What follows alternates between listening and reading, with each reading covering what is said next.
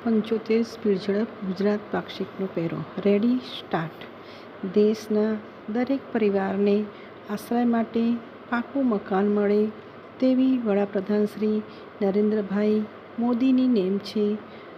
પ્રધાનમંત્રી આવાસ યોજના થકી તેના પર નક્કર આયોજન અને અમલવારી પણ કરવામાં આવે છે. રાજ્ય સરકાર પણ સતત વિકસતા જતા સ્થાવર મિલકતોના ક્ષેત્રને પ્રોત્સાહન નીતિઓના માધ્યમથી વેગ આપી રહી છે, જેમાં જંત્રી એફએસઆઈમાં છૂટ સહિતના લાભો નાગરિકોને મળી રહ્યા છે.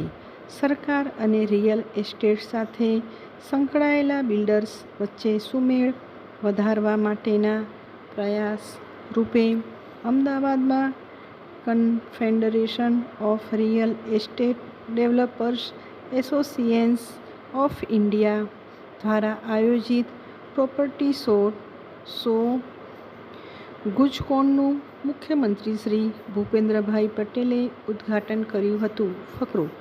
આ પ્રસંગે મુખ્યમંત્રીશ્રીએ જણાવ્યું હતું કે વડાપ્રધાન શ્રી નરેન્દ્રભાઈ મોદીએ આપેલા મંત્ર સૌના સાથ સૌના વિકાસને અનુસરીને જનતાની દરેક સમસ્યા ગૂંચવણનો ઉકેલ લાવવા છે. રાજ્યના બિલ્ડર્સ, રિયલ એસ્ટેટ સાથે સંકળાયેલા ઉદ્યોગ સાહસિકોએ વિકસિત ભારતના નિર્માણમાં અગ્રણી સહયોગીઓ છે, ત્યારે તેમની દરેક સમસ્યા અને રજૂઆતો બાબતે પરામર્શ કરવા સરકાર સક્રિય છે. એફોર્ડેબલ હાઉસિંગની ડેફિનેશન કોન્સેપ્ટને રિવાઇઝ કરવાની જરૂર છે. નાના મકાન 1 BHK, 2 BHK વધુ સંખ્યામાં કેવી રીતે બનાવી શકાય અને તે માટે ડેવલપર્સને કઈ ફેસિલિટીની જરૂર છે તેની ચર્ચા કરવા સરકાર તૈયાર છે. ફકરો. જંત્રી સંલગ્ન તેમજ એફએસઆઈમાં છૂટ સહિતના તમામ રાહતના લાભ છેક છેવાડાના માનવી અર્થાત મકાન ખરીદનાર સુધી પહોંચે તેવી હિમાયત ડેવલપર્સ સમૂહને કરી હતી.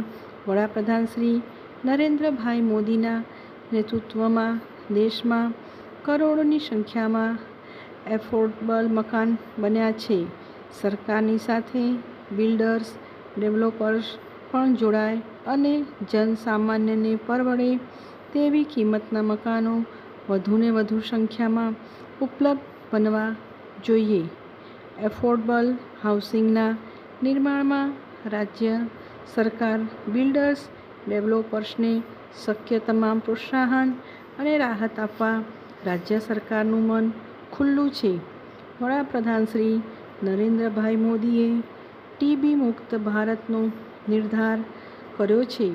તેને પાર પાડવામાં મુખ્યમંત્રીશ્રીએ પોષણ કીટ વિતરણ માટે બિલ્ડર્સને સહયોગ આપવા અનુરોધ કર્યો હતો. મુખ્યમંત્રીશ્રીએ ગ્રીન કવર વધારવાના પ્રયાસો, ગ્રીન બિલ્ડિંગ્સના નિર્માણ અને શાળા નવીનીકરણ પ્રકલ્પોને બિરદાવ્યા હતા. ફકરો. વર્ષ 2025માં રાજ્ય સરકારે 9 શહેરોને વધુ સુદૃઢ અને સુવિધાસભર માળખાકીય સુવિધાઓ આપવાનો હેતુ સાથે ઐતિહાસિક નિર્ણય લઈ એકસાથે 9 નગરપાલિકાને મહાનગરપાલિકામાં રૂપાંતરિત કરવાનો નિર્ણય કર્યો.